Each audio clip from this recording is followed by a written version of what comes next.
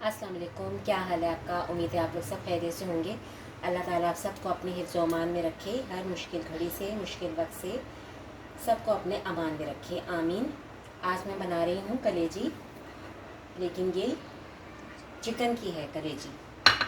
तो इसका मैं मसाला बता रही हूँ। आगे ईद आ रही है, ईद पे लोग बहुत शौक़ से खाते हैं कलेजी, गाय की, मटन की। तो ये मैं मसाला बता रही हूँ, ये आप बना के रख लें। चूल्हा मैंने ऑन किया हुआ है। ये आधी प्याली मिर्चें हैं, इनको भूनना है। और ज़ीरा है, ये 3 बड़े चमचे ज़ीरा है और 3 बड़े चमचे साबुत धनिया है। इनको हम भून लेंगे अच्छी तरह, खुशबू आने लग जाएगी। तो इसको फिर मैं पीसूँगी। पीस के फिर आगे क्या करते हैं वो फिर आपको दिखाते हैं।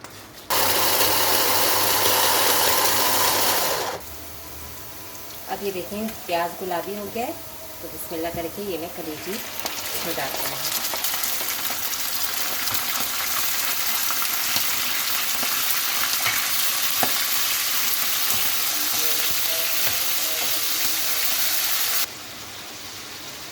अब मैं इसमें 1 चम्मच लहसुन डालूँगी, लहसुन और अदरक का। लहसुन अदरक डाल के ज़रा इसको अच्छी तरह भून लेंगे। फिर इसमें हम टमाटर डालेंगे। कलेजी आप जब भी बनाएं तो उसमें नमक का इस्तेमाल पहले नहीं करना है, फिर कलेजी हार्ड हो जाती है। नमक बाद में सबसे आखिरी में डालूंगी, आप देखिएगा आगे जाके। अब मैं ये डाल रही हूँ टमाटर।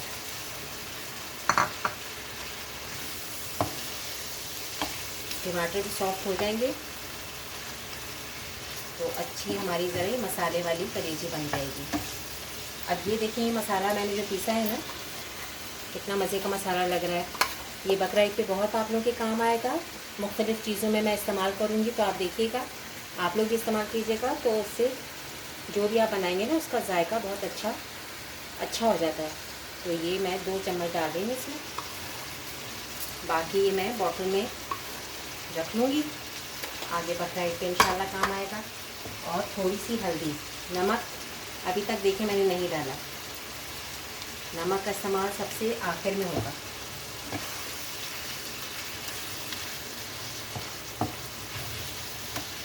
बस अब ये इसको मैं ढक दूँगी अच्छी तरह। ये टमाटरों का भी पानी निकलेगा, इसी में ये कलेजी भी हमारी पक जाएगी।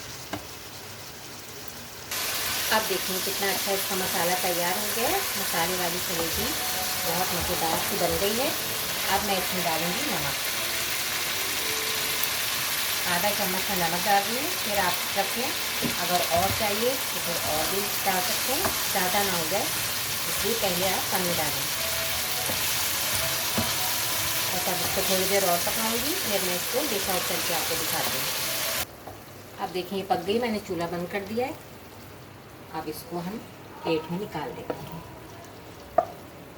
लग रही है ना मज़ेदार मसाले वाली।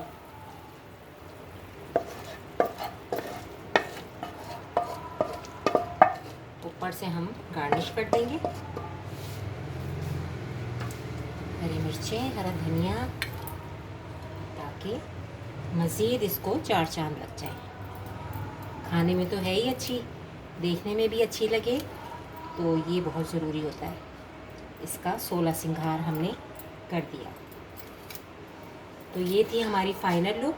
उम्मीद है आपको अच्छी लगी होगी। आप लोग भी बनाइएगा ईद के दिनों में, और फिर ज़रूर बताइएगा कि आपको कैसी लगी रेसिपी। लाइक और सब्सक्राइब कीजिएगा, बेल आइकन के बटन को भी प्रेस कीजिएगा। मुझे दुआ में याद रखिए।